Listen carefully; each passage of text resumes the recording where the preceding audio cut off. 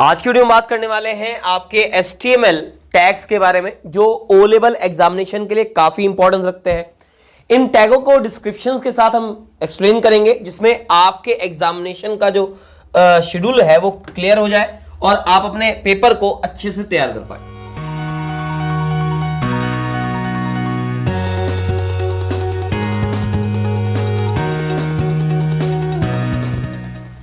Hi friends, this is Ashwini Kumar Awasthi, you watching my YouTube channel Ashwini Awasthi.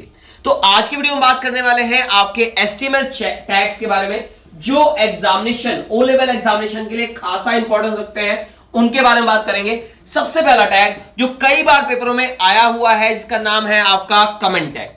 Comment के लिए हम जो यूटिलाइज करते हैं वो सिंबल आप याद कर लीजिएगा और इसकी एंडिंग पॉइंट को जरूर ध्यान से देख लीजिएगा कि स्टार्टिंग पॉइंट ये होता है और एंडिंग पॉइंट ये होता है। तो ये चीज विशेष तौर पे ध्यान रखिएगा कि जब भी आप कमेंट को अप्लाई करते हैं HTML के अंदर तो आपको इस तरीके का टैग अप्लाई करना पड़ता है, तब जाके आप कमेंट लिख पाते हैं आपके HTML के अंदर।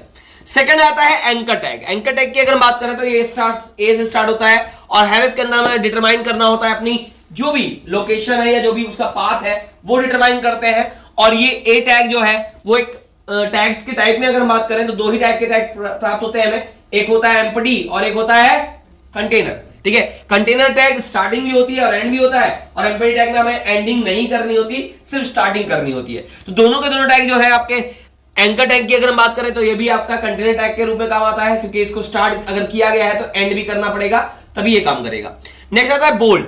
बी अगर हम बात करें तो बोल्ड टैग डिटरमिनेशन करता है और ये टैग नॉर्मली एग्जाम पेपर में यूज तो नहीं होता मगर इसका सिमिलर टैग यूज होता है, उसके बारे में हम आगे डिस्कस करेंगे। नेक्स्ट आता है इसके बाद बिग। बिग टैग कई बार पेपर में आया है कि आपके एक एग्जांपल की अगर हम बात करें तो बड़ा टेक्स्ट को शो कराने के लिए या आपके टेक्स्ट को बड़ा करने के लिए हम बिग टैग का यूज करते हैं और ये भी एक कंटेनर टैग है, इसलिए स्टार्टिंग और एंड दोनों यहां पर साफ तौर पर दिखाया गया है कि यहां पर स्टार्टिंग भी हो रही है और इसका एंडिंग भी किया जा रहा है। इसके बाद बिग टैग की अगर हम बात करें, इसके बाद नेक्स्ट आता है बॉडी टैग। बॉडी टैग की अगर हम बात कर रहे हैं तो बॉडी टैग जो है वो बेसिकली सारे टेक्स्ट एलिमेंट को रिप्रेजेंट कराने के लिए, यानी अगर आप एक वेब पेज डिजाइन कर रहे हैं तो उसमें जितना भी टेक्स्ट है वो बॉडी के अंदर ही लिखा जाएगा और वही वहां से रिप्रेजेंट करेगा। ठीक है, बॉडी के बाद अगला जो टैग यहां पर रिप्रेजेंट हो रहा है वो टैग है आपका BR टैग। BR का यूज हम करते हैं बेसिकली अपनी लाइन को ब्रेक करने के लिए, क्योंकि HTML पेज पर लाइन को ब्रेक करने के लिए हम BR टैग का यूज करते हैं और ये एक एम्प्टी टैग कहलाता है क्योंकि इसके लिए आप स्टार्टिंग तो करते हैं मगर इसको क्लोज नहीं करते हैं, सो दैट्स व्हाई ये एक एम्प्टी टैग की कैटेगरी में आएगा। नेक्स्ट आता है सेंटर टैग। अगर हम किसी भी कंटेंट को आपके वेब पेज पर सेंटर पोजीशन में लाना चाहते हैं तो हम सेंटर टैग यूटिलाइज करते हैं और ये भी कंटेनर टैग है, सो दैट्स व्हाई इसकी स्टार्टिंग और एंड आपको यहां पर रिप्रेजेंट कराना पड़ जाता है। ये स्टार्टिंग है और एंड है, तो आपको देख रहे हैं जो भी कंटेंट हमें शो कराना है वो हम सेंटर पोजीशन में दिखा सकते हैं। इसके बाद नेक्स्ट आता है आपका DD टैग। DD की अगर हम बात करें तो ये डिटरमिनेशन करता है आपके किसको, DD किस लिए होता है बताओ।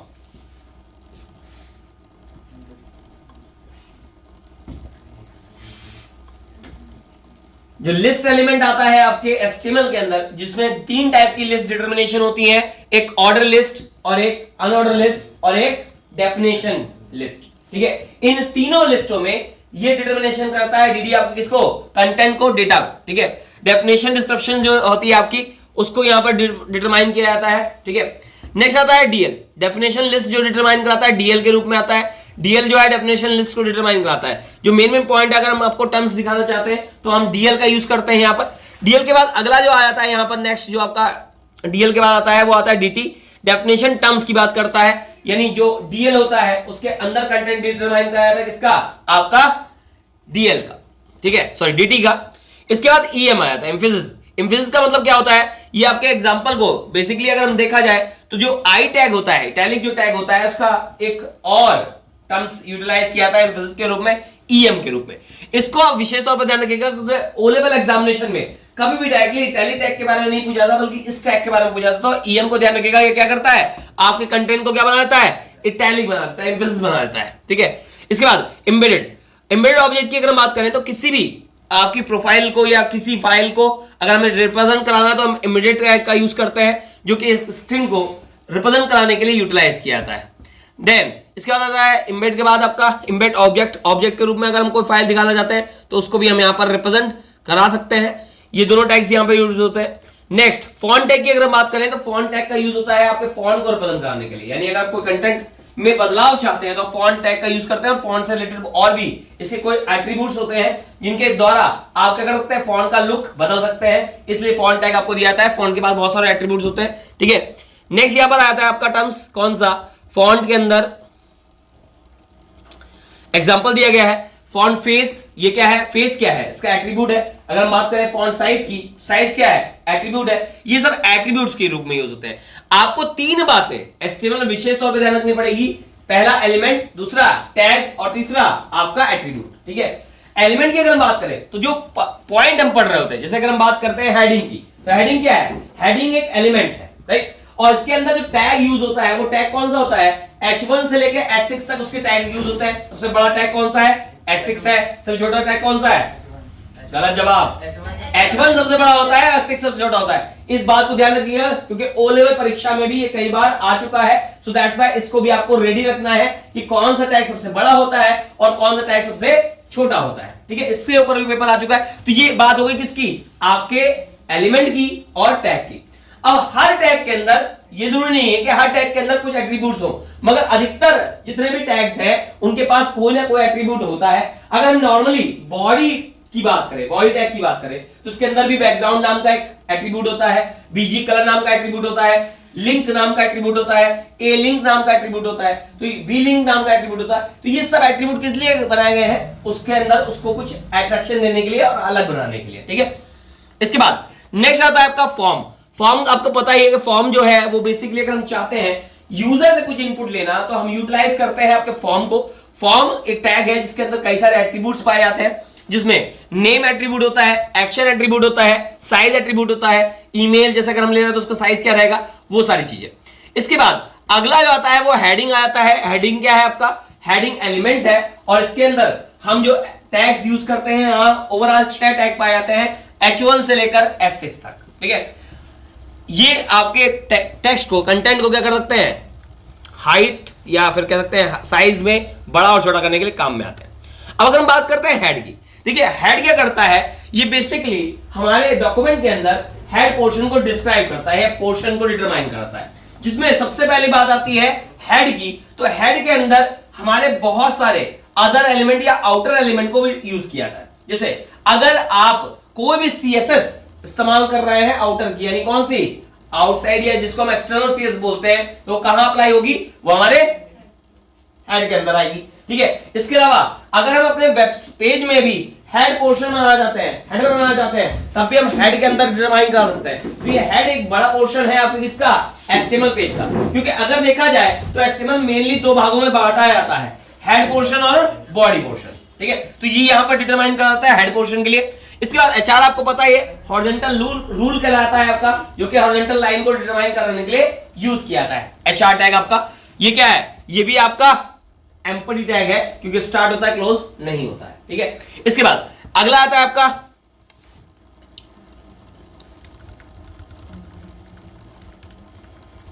HTML tag. Hypertext markup language का टैग है आपका, मेन टैग है जो स्टार्टिंग के लिए यूज किया जाता है।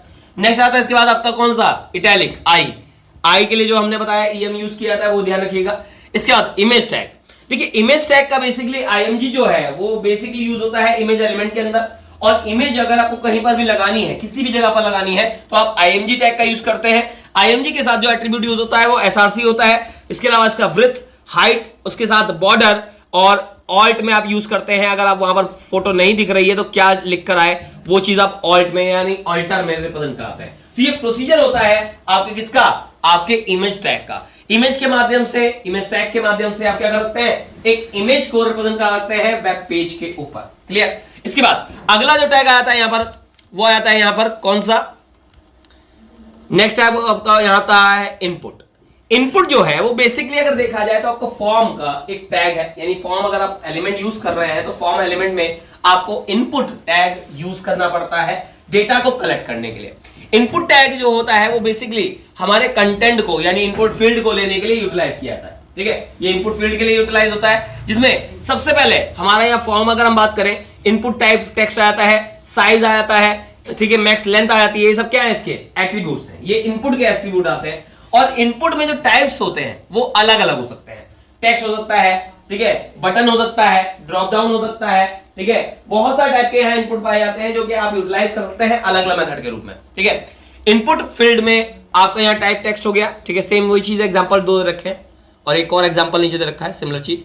तो ये इनपुट टैग को ध्यान रखिएगा, ठीक है। हाँ, एक और बात करना चाहूंगा, इसी के साथ एक चीज और समझिएगा कि 2 टैग सिमिलर दिखाई पड़ते हैं आपके वेब पेज पर, जिसमें प्री और टेक्स्ट एरिया, ठीक है, क्योंकि जिस दोनों टैग के अंदर जैसा कंटेंट लिखा जाएगा वैसा ही विजिबल होगा। तो अगर कोई पूछ रहा है कि कौन से 2 टैग सिमिलर होते हैं या इनपुट प्री टैग के जैसा कौन सा टैग है, तो टेक्स्ट एरिया के जैसा कौन सा टैग है, तो ध्यान रखिएगा, ठीक है। तो प्री टैग सिमिलर होता है। बेसिकली अगर कोई कंटेंट आप वेब पेज पर एक जैसा दिखाना चाहते हैं, जैसा आप लिखते हैं वैसा ही दिखाना चाहते हैं, तो आप प्री टैग का इस्तेमाल करते हैं, ठीक है। तो ये चीज ध्यान रखिएगा। इसके बाद अगला जो यहां पर आ जाता है वो आता है इनपुट, तो सेम फील्ड वही है, इनपुट टाइप रेडियो, अगर रेडियो बटन यूज करने हैं। इनपुट टाइप में आपका आता है कौन सा, चेक बॉक्स, ठीक है। इनपुट टाइप के लिस्टिंग डिटर्मिनेशन हो जाता है। अब अगला जो आता है वो आता है लिस्ट के लिए, लिस्ट आइटम, ठीक है।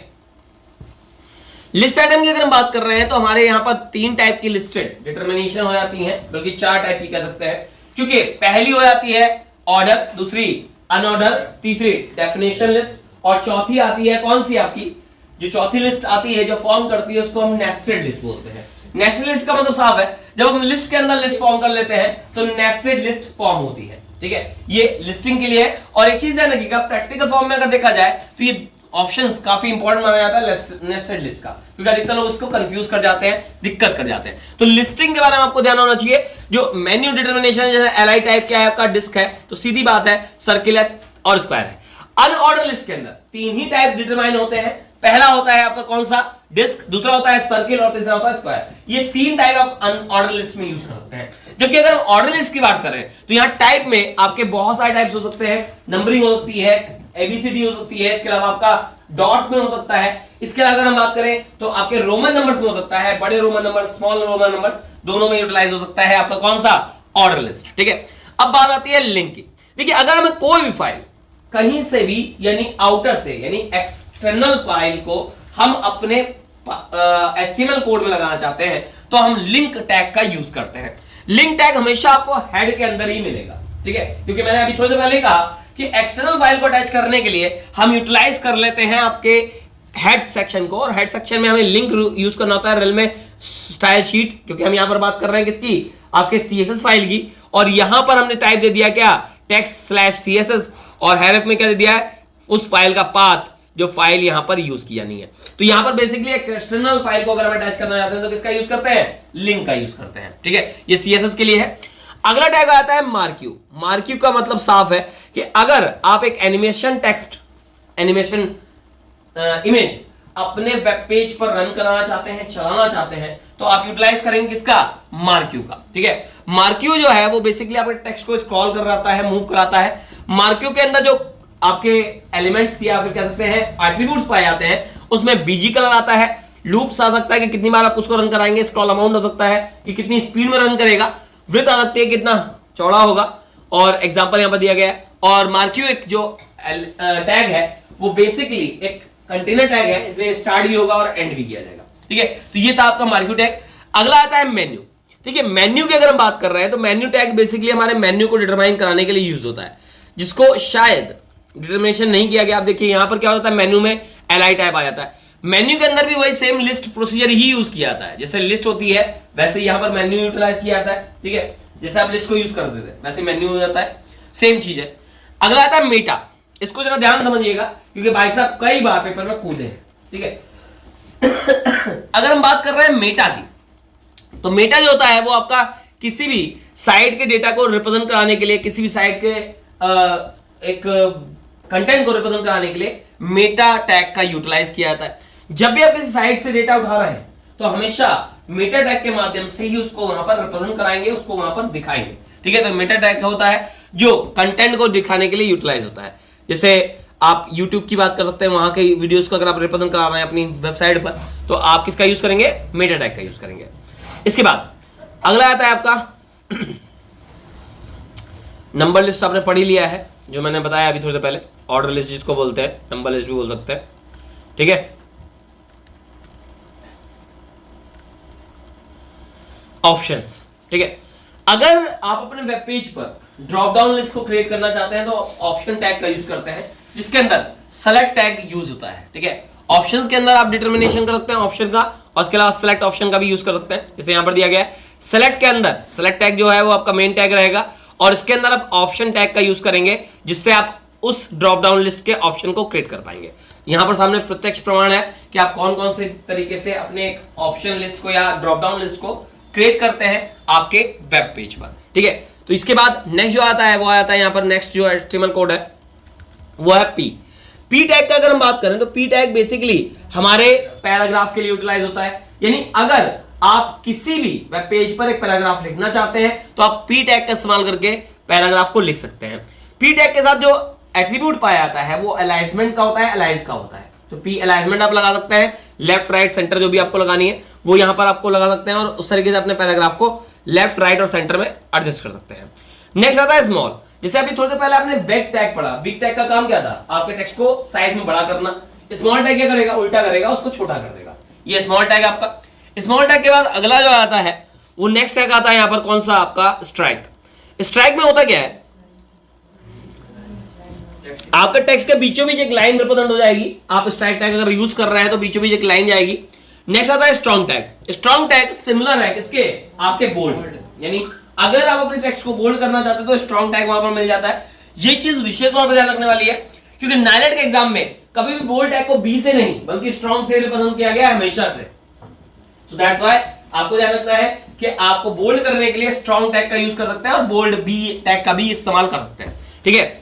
नेक्स्ट आता है आपका टेबल रिप्रेजेंटेशन। तो अगर हम टेबल की बात कर रहे हैं तो टेबल जो टैग है उसके पास भी कई सारे एट्रीब्यूट्स पाए जाते हैं, ठीक है, जिसमें सबसे पहला एट्रीब्यूट आता है बॉर्डर का। बॉर्डर डिटरमिनेशन हो रहा है यहां पर, जैसे एग्जांपल के रूप में दिया गया है, बॉर्डर 4 दिया गया है, सेल पैडिंग है, सेल स्पेसिंग है, ठीक है, और वृद्धि दी गई है, ठीक। तो ये जो है वो आपके टेबल के फॉर्मेशंस के तरीके से यूटिलाइज किया गया है। अब यहां कॉलम बनाए गए हैं, ठीक है, टीडी टीआर के अंदर, यानी एक रो होगी इसके अंदर, उसके अंदर 2 कॉलम होंगे, जैसे कि आपको एग्जांपल में यहां साइड पर दिखाई पड़ रहा है, ठीक है।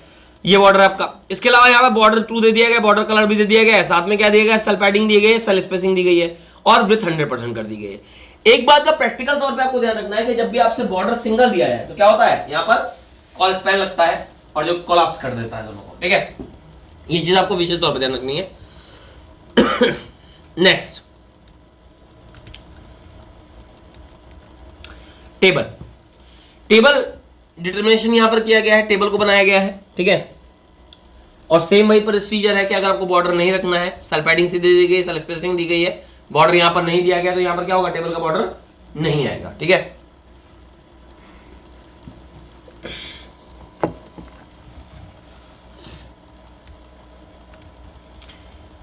टीडी टेबल डेटा है, टीएच टेबल हेडर है।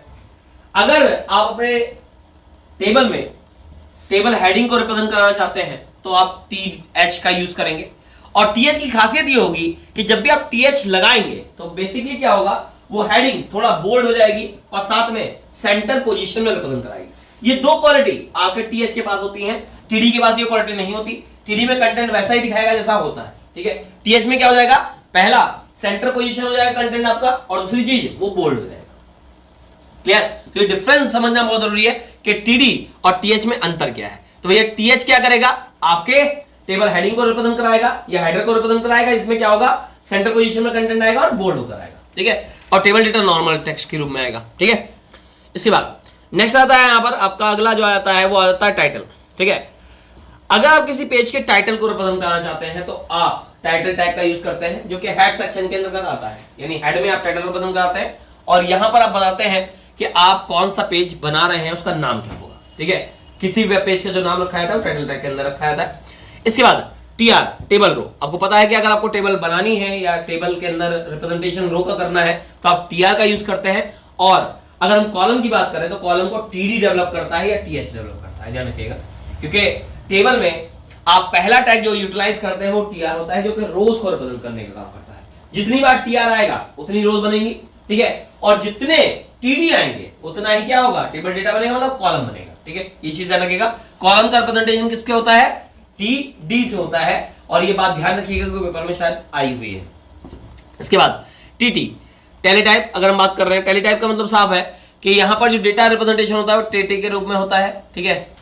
टेलीटाइप फॉन्ट जो है वो थोड़ा अलग हो जाता है, थोड़ा लुक चेंज हो जाता है टेलीटाइप में। इसके बाद यू आता है, अंडरलाइन आपको पता ही होगा, ठीक है। इसके बाद नेक्स्ट आता है यहां पर यूएल, अनऑर्डर लिस्ट। इसको मैं पहले बता चुका हूं, अनऑर्डर लिस्ट का मतलब क्या है, दोबारा रिपीट किया हुआ है, ठीक है। तो ये थे विशेष टैग जो आपको याद रखने हैं, क्लैरिफिकेशन रखने हैं, क्योंकि ये बहुत जरूरी है आपके ओ लेवल परीक्षा के लिए, इसीलिए ये टैग्स मैंने आपके सामने रिप्रेजेंट किए, ठीक है। आशा करता हूं वीडियो अच्छी लगी होगी, अगर अच्छी लगी हो तो लाइक जरूर करिएगा, इसके साथ शेयर बटन के माध्यम से फेसबुक और व्हाट्सएप पर शेयर जरूर कर दीजिएगा, और अगर चैनल पर आप नए हैं तो चैनल को सब्सक्राइब करें और ऑल को जरूर सेट कर दें, जिससे सारी नोटिफिकेशन आप तक समय पर पहुंचती रहे। एट लास्ट मैं कहना चाहूंगा, thanks for watching my video, thank you.